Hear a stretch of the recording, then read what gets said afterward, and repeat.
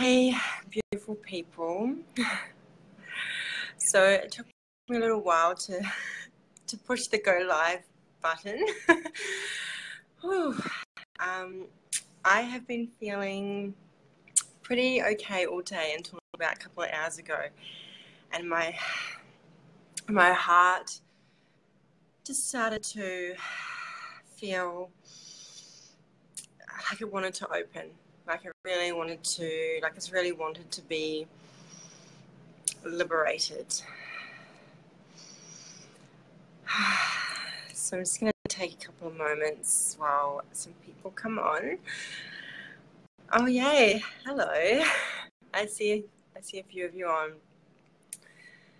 So this is probably going to be a little bit different to my other live streams because I'm usually feeling pretty confident, and I actually feel pretty nervous right now, and I didn't think that I'd feel this way, but yeah, also I'm actually naked, by the way. You can't see. Because I figure if I'm going to be the Naked Woman Rising and launching that, well, you know, it's just, oh, thank you, honey. It's just about embracing all of ourselves. And so it's not necessarily about physical nudity. It's about emotional nudity, which is what I'm here to share with you, is where I'm going to be completely emotionally naked. But also, you know, with that, we need to look at our physical bodies as to be honoured and worshipped rather than shamed and objectified. So awesome. I see so many people on here. That's so awesome. Thank you so much for your support. So I was just saying before that my heart is like beating really out of my chest, and I have been trying to plan what I wanted to say and to get everything right and to not fuck it up and to say what I need to say. But what I know is that this is only the beginning. Like, for the last few years, I have been talking about sharing this story, and I started writing a book. And this book had a lot of my stories in it, and I guess I've been procrastinating since then. I was going to do a podcast, and then I was going to change the book and all these different things. And just a couple of months ago, a couple of my friends said to me, who are actually on this live stream, and a few other people said, EJ, why don't you just tell everyone now? Like, why keep waiting for your book? And it's like I felt like I needed to write the book because then people would see the whole story. Like, if I just tell them a little bit, then they might not understand. Then they won't get it. Then they might judge me. But they don't know me. They don't know how I got there and what led me there. They don't know the full story. So they need the book. So I guess that was a bit of a story, right? Because at the end of the day, it doesn't really matter exactly how I got there, although I'm going to share all of that. That's plenty more stories to come. Let me tell you, I have a lot of amazing stories, and wild and crazy and out there and heartfelt, and yeah, just heaps of things that I have been censoring myself. I have been writing content, as most of you would have seen, that I write a lot of content. I share quite vulnerably, and people are like, oh wow, you're so open, EJ. And I'm like, yes, but there's just something that I'm not quite fully open about. And the last year or a couple of years, I just had this big message that I'm really here to help people to heal shame. And really at the core of that is vulnerability, is that we have to be vulnerable. We have to own our story. And so I've come here tonight to fully own my story, and I don't want to censor myself anymore. I write content and I write my blogs, and then I take that. I'm like, oh, I can't put that bit in there yet. When I come out, then I'll put that in there, and then people understand, right? And I just don't want to do that anymore. The truth is that, you know, I've been almost living a double life. It doesn't feel like it so much now. But what you'll notice is that in this post I've tagged a name, which is CJ L'Amore, or was Claudia Jade L'Amore, but I shortened it to CJ. So CJ has her own Facebook profile. And CJ was born about 6 years ago, almost to this day, actually. So about Christmas time 6 years ago, I entered the sex industry and I became an escort. And so that's evolved since then. And yeah, that was when CJ, actually it started out as Honey Dominion, but it was my swinger name. So I got into this through swinging, which I'm not going to get into the story because that's a whole other live stream, book, article, blog. But I got into it through swinging and through just being, I found a way to get paid to do what I was doing for free anyway, basically. And that's how I started out. And it's really, really interesting story of how, because it kind of just fell into it, which it quite, yeah, thanks, honey, yeah. Which quite, it just really happened. It just was like a lot of women in the industry, it kind of does happen that way, where it just might kind of happen. It's something I'd thought about before, but I just didn't really understand it or know. And so, yeah, I took that step, and you know what, it makes me really sad. Like, it makes me really sad that this work is so stigmatized and stereotyped, and that it's shamed, because it has been an amazing journey, and I know I've helped so many people, and I've met some of the most amazing women, the most amazing, strongest women and men that work in the industry, who inspire me and who support me and don't judge me. And there's a beautiful community of us out there, and the beauty too is that people come to us because we can provide a space for them that is judgment free. Like, they will come in and they'll share things with us that they feel too ashamed to talk to their partners, their best friends about. And so I think that this work is so vital, and sex is such a big, big part of who we are. And to provide something that can help people to explore this and to explore their sexual desires without being shamed for it is so powerful. And yes, there's lots of different sides to the industry, right? And I was started out pretty much working privately from the get-go, and I've worked in parlors a few times, and it's a funny story about that, of how that happened. It was on like a Christmas day. It was a funny story because didn't go there. I went to a parlor for a swingers party, and then I ended up the client wanted to book me, and I'm like, I don't work here. Anyway, that's another story for another time.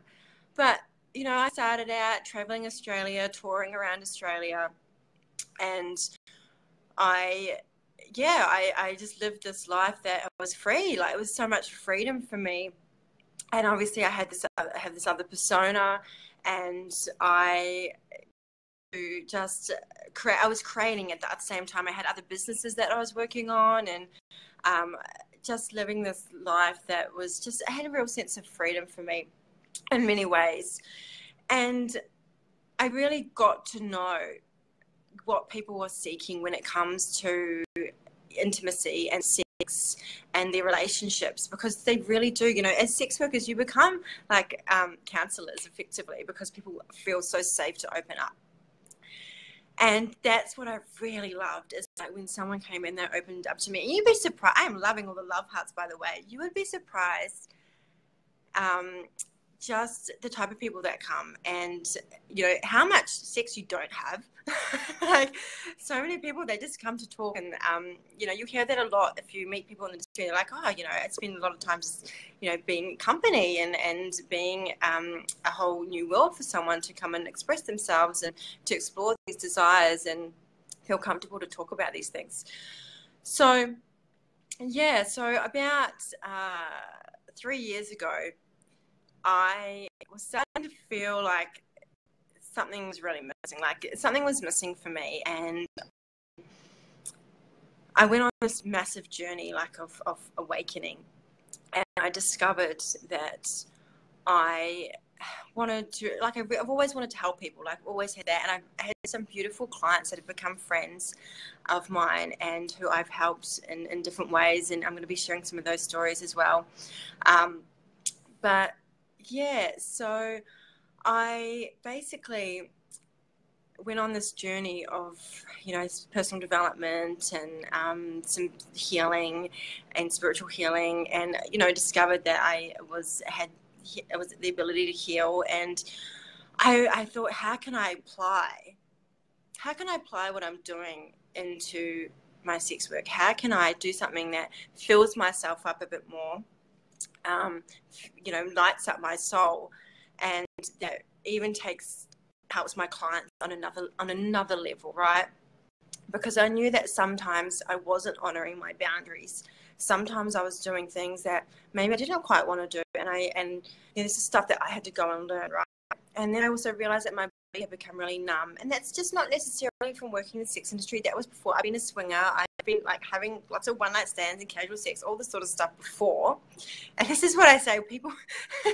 It's like, I was just really smart and learned how to get paid for it, right? I couldn't believe all those years I just kept giving it away for free. So I went and I started to heal myself in different ways, and I started to heal myself sexually, and I started to wake up my body and honor my boundaries and all that sort of stuff. And I started to learn Tantra and delve into sexual healing. And yeah, exactly. Like, numbing doesn't necessarily have to do with, and sexual abuse as well can affect, make your body like. And also, there's so much stuff I want to talk about. I'm probably chopping and changing all over about how many things are stereotyped into the industry. Like, you must be on drugs, you must have had sexual abuse, all this sort of stuff. And it's like bullshit, right? Because guess what? Every woman generally, like, I run a program that helps women, especially if they've been through sexual abuse.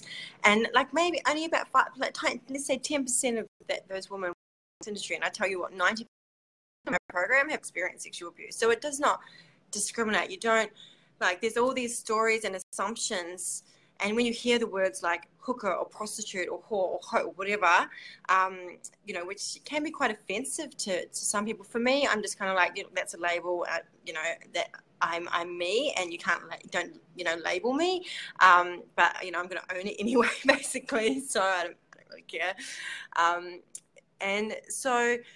It's that you think you stereotype in some way. And look, I did it before I got into the industry. I definitely stereotyped. I had this concept. Actually, I had this idea that you had to look like a freaking supermodel. And that's one of the reasons why I never had explored it earlier until I actually started meeting other people that work in the industry. And they were all looked like different ages, different types, different skills. All walks of life, entrepreneurs, mothers, businesswomen, students, all sorts of women work in this, and they are like, they could be next door neighbor, they could be your sister, they could be your mother, they could be, you just don't know. And so we assume and we stereotype, and we make this work bad and wrong. And so I'm here to say that we need to stop that. We need to stop, being suppressed in this way, and look at what some of the beautiful work that women are doing out there, and how, what we are doing to help people, and to, exactly. People, sometimes people don't even expect, like, a lot of people say, oh, I wouldn't have thought you. I mean, now they probably do. It doesn't surprise any people, but people have an idea of what you might be like if you were to work in the industry. And I can tell you what, from the woman, and I know a lot, like hundreds of women in the industry, like, they're all so different, and they're all pretty switched on, I have to say, really switched on. So, and there's different sides of the industry, right? Yes, there are the sides where the women do, take drugs and work on the street. And I also think it's important we don't judge that. We don't shame that. It's like, let's have a hierarchy of what's good and what's better and what's bad. It's like we're all at different places. We're all making different choices for where we're at right now, like everyone in life, right? So I really want to take a stand, and I want to create a movement. And I now, okay, so let me go back a second. So thoughts come in. I was like, whoa, I've got to get that out there. So a lot of the work that I do now is sexual healing work. I do tantra, I do sexual healing work, I do sex coaching, and I do like practical sex coaching where I actually show, like for example, I will do G-spot orgasm and coaching, but I'll actually show the clients on me how to do it, right? And I show people how to honor a woman's body, how to wake it up, and all this sort of stuff. It's a more kind of conscious way. And you would be surprised how many people wanted to come and learn. And I know that I've created something quite unique. I've developed this myself, and I struggled to give it a name. But I've launched recently. Well, I've retitled and rebranded to Soul Priestess. So in the recent months, I've come to learn more about what a sexual priestess or a sacred sexual priestess is. And I feel that's where my work is now. And I feel like, all women that are a sexual priestess in their own way. But I'm really focused on embodying that and providing a service where my clients, they come to heal, they come to learn, they come to explore, they come to, be a space of non-judgment, where I can provide guidance. And so, that's a calling. And if I hadn't been, and I still work in the sex industry, right? So I just provide a slightly different service. I mean, and sometimes, I still have sex with my clients. It depends. I don't really offer so much like a normal escort service. It's more, I bring in a lot of tantric elements to it, because I know that's just what feels better for me. And as I said, everyone's different.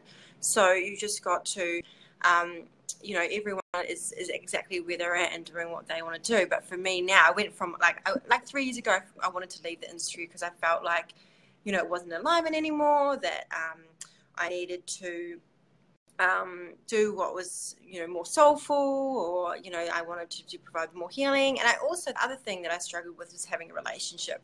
And I want to talk about that further down, because I've had 2 relationships that were a bit messy.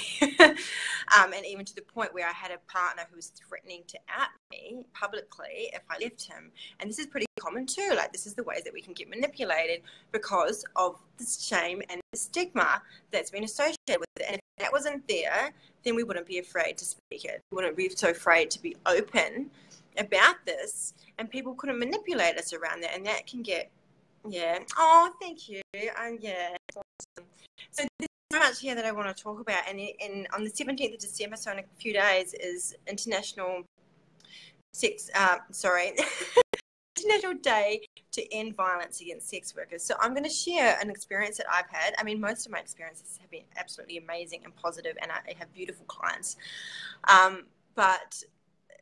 So I had an experience once where I was drugged and I was almost kidnapped, and it was pretty crazy. But there was also red flags that I ignored and things like that. But I was too afraid to go to the police to report this person, because I was like, well, what would they think? Like, what if they don't believe me? Like, how's this going to look? Because this person had drugged me as well. So I was like, oh my God, they're going to think that I'm like this escort on drugs and like all this sort of stuff went through my head. And then he was threatening me and stuff. So I was like, no, I don't want to get into this, all this sort of stuff. So this is the stuff that we have to, like a lot of women in the industry have to deal with, and a whole lot of other things that we do. Like, there's good in it, like anything. I don't like to use the words good and bad, but there's dark and there's light, right? So, the work that I do now really comes from this focus of providing a really beautiful healing space. And eventually I want to, I'm already starting to mentor other women into doing this work as well, which next year I'd love to run some sort of retreat, like a practitioner training. And I just lost you guys. Okay, I'm back. So this is really the beginning of so much that I have to share. And I'm created this Naked Woman Rising movement. This movement was about me coming out. It was about my book, and it was like the name just came to me, like Naked Woman Rising. It was like, yes, that's it, and felt so empowered. And then kind of just became like this whole new, like, it's going to be like this whole movement, EJ. This is not just a book. This is like, you're going to have a website, and then you're going to do some media stuff, and then you, like, and I've already got media, like, they're like, okay, as soon as you come out, EJ, like, we want to do a story.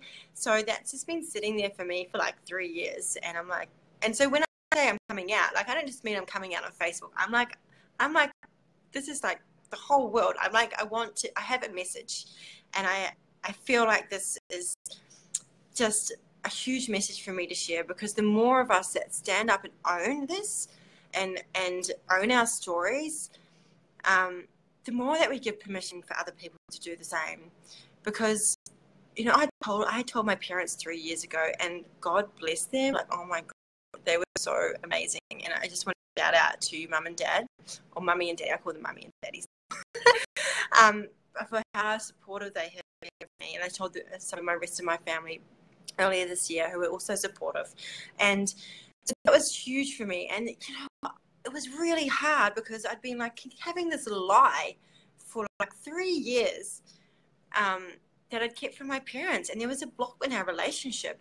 As soon as that I came out, it healed everything. Like with my parents, like we suddenly had these much more amazing relationships. So I think that, you know, the more of us that open up and show who we are, like who we really are, and that we are not, you know, what you might assume, and this work is not how you might stereotype it to be.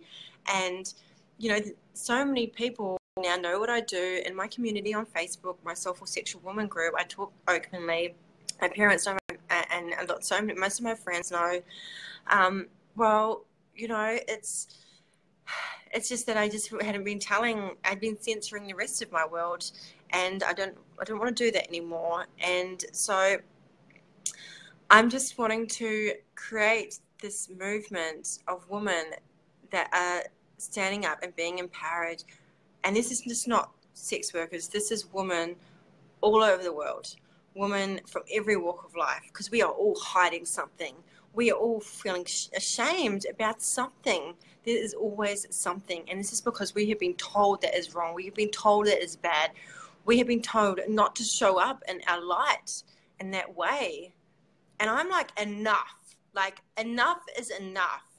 It is time for us to rise up and say, fuck you. I'm going to be every freaking part of me. Because we all are. We are all so many different things. We can be a lover, a mother, a wife, a girlfriend. We can be sexy. We can be innocent. We can be playful. We can be slutty. We can be naughty. We can be a virgin. We can be all these different. We can be a wild woman. We can be all these different energies all rolled into one. So let's stop boxing ourselves into having to be the good girl, the nice girl, the woman that people want to be like or want to look like. All of it. Like, we have to stop trying to box ourselves into that perfect woman and trying to please and giving our power away. Like, let's just stop. So I'm here to say that I'm claiming this part of me. I am CJ and I am EJ. And actually, I'm probably going to change CJ's to EJ, the name, because I don't need to have two identities. I don't want to have two identities anymore. And so I am EJ, or Emma Jane Love, and I'm here to be all of me. And I want to add that what I do does not define who I am, okay? So you can label me all of those things, but that is not who I am, because we are not what we do. We are who we are in here, in our hearts. And that, you know, sometimes that changes from day to day. Like, we're always, and when the feminine, we're constantly evolving and changing and flowing. So we don't need to try to be anything but ourselves. So I just want to let you know that if you do feel like you want to reach out, please do so.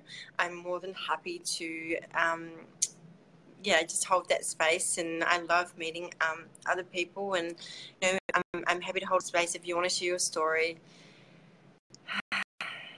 And I want you to know that wherever you're at right now, whatever you're hiding, it's okay, and it's totally okay not to want to share it as well. Okay, you know, just because I want to come out doesn't mean that everyone has to, right?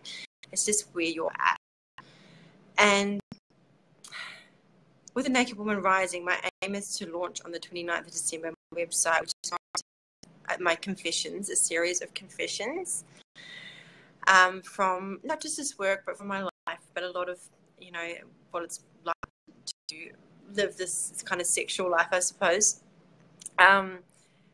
which I feel very empowered in. I've never been ashamed of. And it's really lucky to have a support community around that. It's been really important for me.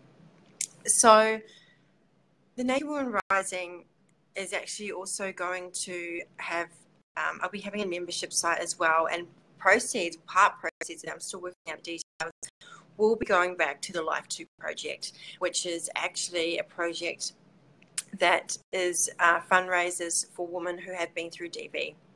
So I've been in 3 DV relationships, and I've done a lot of healing now, and I actually help other women who've been in DV as well now. And so one thing that I'm really, really close to my heart is helping women to be able to heal after being in those relationships, to feel like, and know they won't go through it again. So I'm really, really excited to be able to support that. So yeah, feel free to. I'm being fully transparent. So I have chucked up all my websites and Facebooks and things on here, and all my links, because I was like, you know what, I'm not going to hide any of it. You guys can have it all. So, feel free to support in any way that you like, even if it is just to reach out to me or comment, whatever you feel. And just know that I'm send you all my love, and I just want to thank you all for holding the space for me, because this is something I've been wanting to share for so long now, and I will no longer censor myself. I will be sharing everything, and vulnerably, and actually tomorrow I'm doing an interview which I'll live stream about working in the sex industry. So yeah. I think that's everything. I just, for now anyway, just go love all of you, every bit of you, even the stuff that you've made bad or wrong, or that society has made that way. Just know that you're just completely lovable, because you are love. We all are love. And I hope you support my message and encourages you to rise up and own your story and love yourself in the process. Bye for now.